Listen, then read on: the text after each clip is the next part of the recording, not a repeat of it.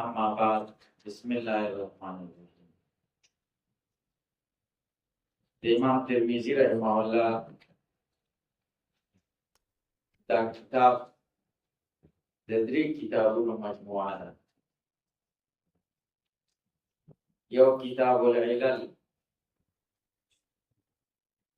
دریم نمبر شمائل ترمذی او دریم نمبر سنن. دا چې کوم تاسو ته وایي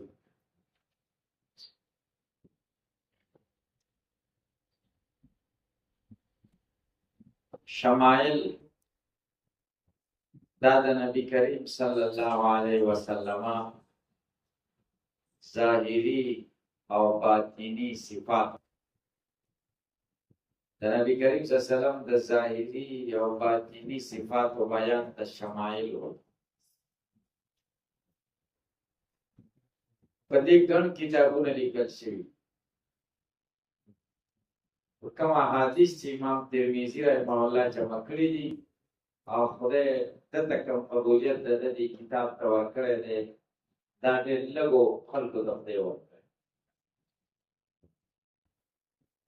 یو څو احادیث دې ډېر نه دي، خو د رسول الله صلی الله علیه وسلم د ژوند ټول اړخونه پکې بیان کړي. یا د بدن سره تعلق لري، د خبرو سره، د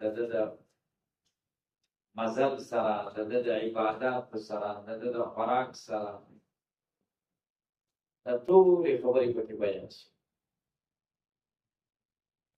الحمدلله والسلام علی عباده الذین اصطفى. قال الشيخ الحافظ ابو عيسى محمد بن ثورة الترمذي رحمة الله عليه باب ما جاء في خلق رسول الله صلى الله عليه وسلم. باب دې په بیان د هغه احادیثو کې چې راغلي دي په بیان د پیدایش د نبی کریم صلی الله علیه وسلم. خلق د نبی کریم صلی الله علیه وسلم ظاهری پیدایش څنګه او خلق باطنی صفات ورته وایي، اخلاق. خلق په فتحې ده خاص سره دی، یعنی ظاهری پیدایش د نبی علیه السلام څنګه و، ظاهری جوړښت. په کل کائناتو کې او په تمام انسانیت الله تعالی ته د ټولو نه محبوب محمد رسول الله صلی الله علیه وسلم او کل کائنات ته وجود او تمام انسانیت د صورتونو وجود چا وجود ورکړی و؟ الله. نبی کریم صلی الله علیه وسلم چې محبوب هم او وجود هم د خدای په قدرت کې دا وجود هم الله ورکړی. تاسو سوچ کوئ په تمام انسانیت کې بلکې په تمام کائناتو کې د نبی علیه السلام د وجود په شان وجود د بل موجود نه و. دا به عقیده او یقین صحیح ده. بسم الله الرحمن الرحيم. وبه قال اخبرنا ابو رجاء قتيبة بن سعيد عن مالك بن انس عن ربيعة بن ابي عبد الرحمن عن انس بن مالك رضي الله عنه سمعه يقول كان رسول الله صلى الله عليه وسلم ليس بالطويل النائم ولا بالقصير ولا بالابيض الامحق ولا بالآدم ولا بالجهاد الخطوة ولا بالسبت. بعثه الله تعالى على رأس 40 سنة فأقام بمكة 10 سنين وبالمدينة 10 سنين فتوفاه الله تعالى على رأس 60 سنة وليس في رأسه ولحيته 20 شعرة بيضاء. انس بن مالک رضی اللہ تعالیٰ عنہ فرمائی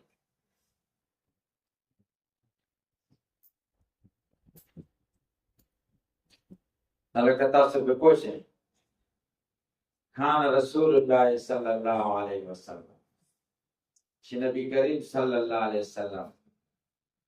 لیس بالطویل نو اوګل الباین ډیر اوګل طویل مفرد بالطول اوګدوالي کې زیات اوګد نه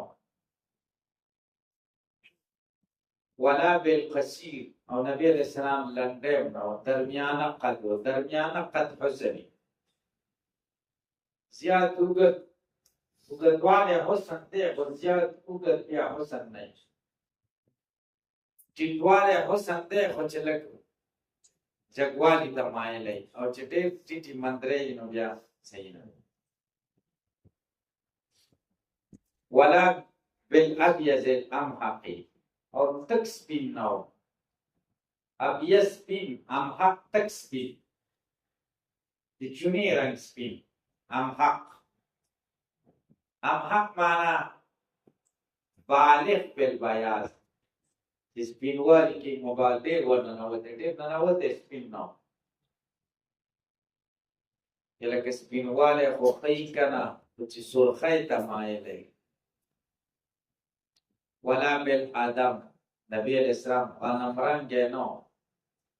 غنم رنګی خو توروالي ته مایلی که ولا بالجعد القطط نو نبی علیہ السلام جعد ګول ویښتان والا القطط چې زیات ګوري ګول ویښتان لکه د عربو کې بعضې ملکونه دي د هغې خلکو دا ویښته ګولي حبشیان تورې ویښته یې تک تور ښایسته یې ګول ولا بالسبت او خواره ویښتم نه و خواره لکه داسې دغه و که نه خواره مو نرم هم و داسې لږ پوکوالی هم پکې و دا ډېر حسین ویښت دی بعثه الله تعالی الله دې مبعوث کو علی رأس 40 سنتن په سر د 40 کلو کې 40 کلنۍ کې خدای دې پیغمبر فاقام بمکه 10 سنین اوسېده په مکه کې 10 کاله 14 خو دغه یې نه دی ذکر کړی قصور یې نه دی ذکر کړی وبالمدینة 10 سنین په مدینه منوره کې هم 10 کاله اوسېده فتوفاه الله تعالی الله تعالی دې وفات کا علی راس 60 سنه فسر د شپېتو کلو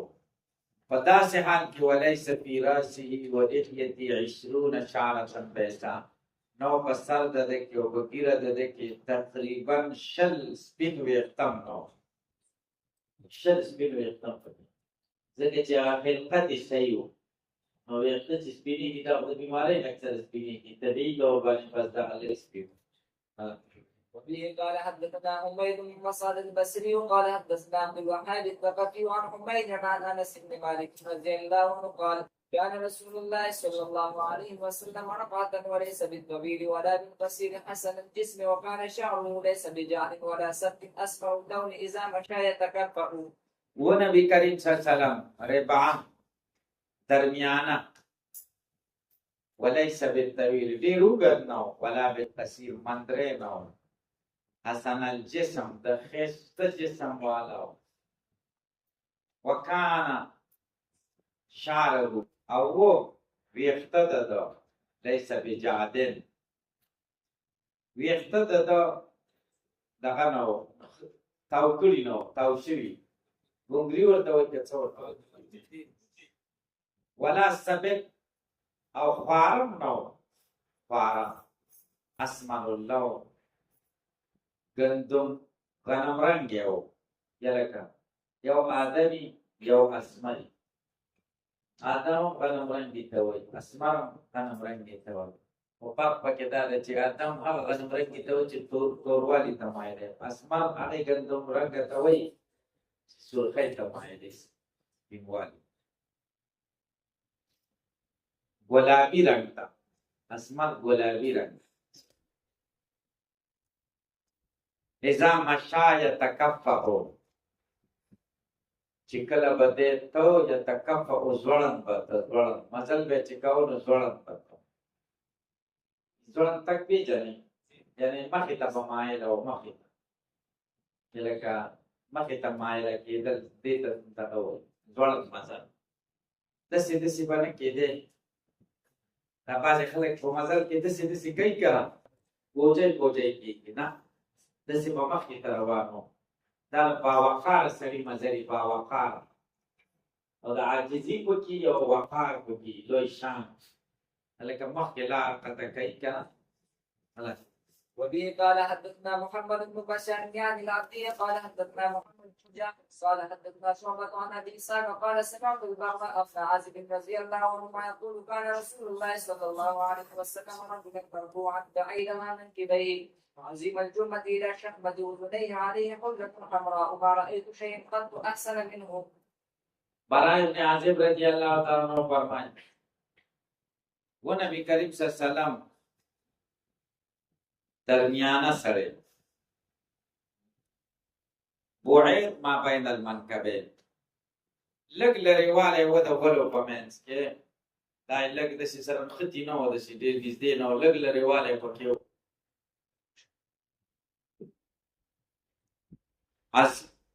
تاسو پې پوه شئ عظیم الجمه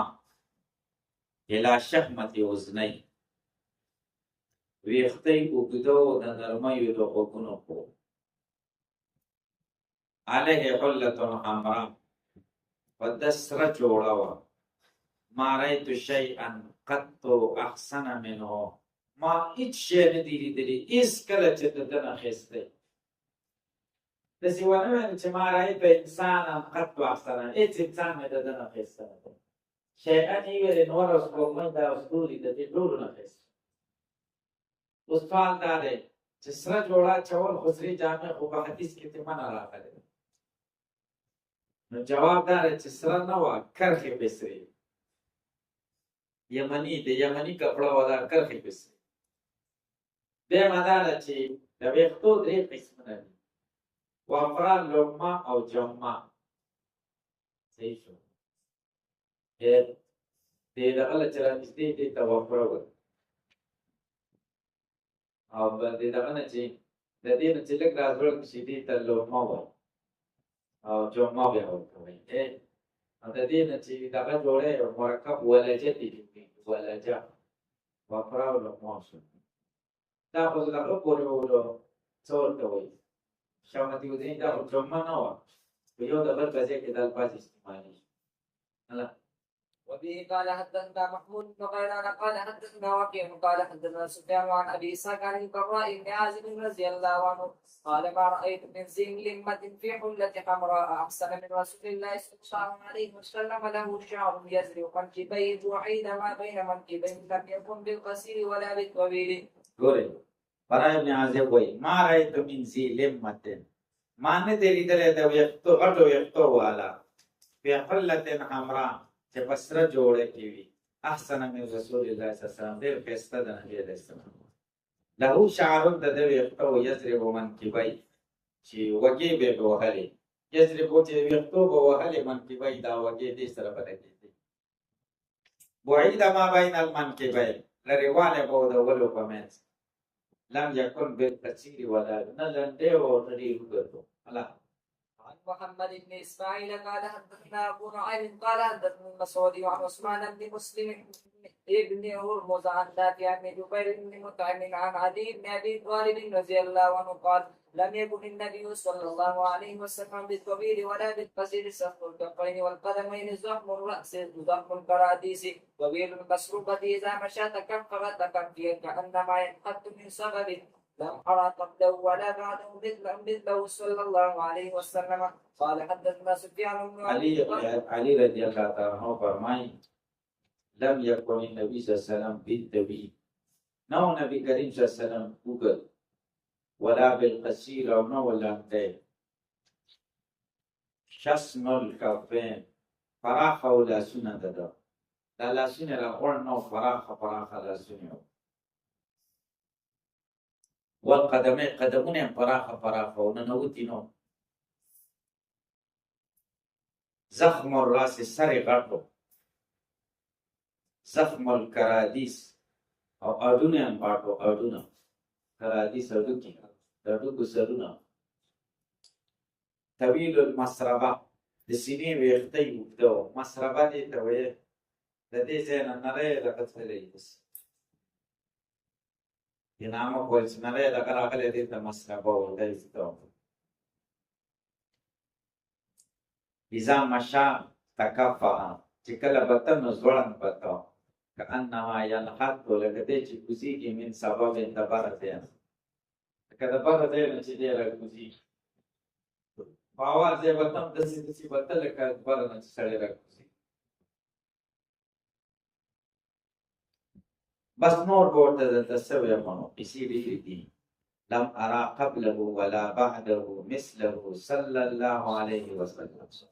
mana dari dana makki أو ندى دنا الإسلام مثل دنا